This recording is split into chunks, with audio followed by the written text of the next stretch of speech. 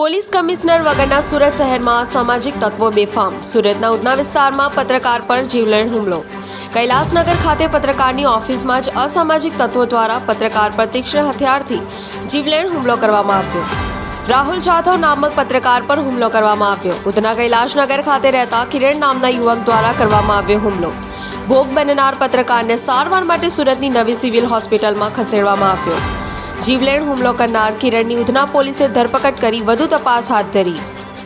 તમારું નામ? મારું નામ રાહુલ જાધવ. શું ઘટના ઘટી હતી તમારી સાથે? હું બાટલાની ઓફિસ છે કૈલાસનગરમાં, હું ત્યાં બેસેલો હતો. મારે બાટલો બુકિંગ કરવાનો હતો ભારતમાં, તો હું ત્યાંથી બુકિંગ કરવા આવેલો.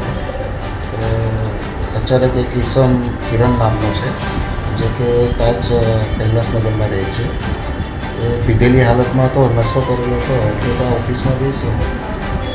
અચાનક આવીને ચપ્પુ વળી મારી પર હુમલો કર્યો. તો હું મારો બચાવના કારણે એને હાથથી દબાઈને એના પાસેથી ચાકુ છીનીને એને પકડી મૂક્યો. જોકે મારા હાથને ગંભીર ઈજા હોય છે.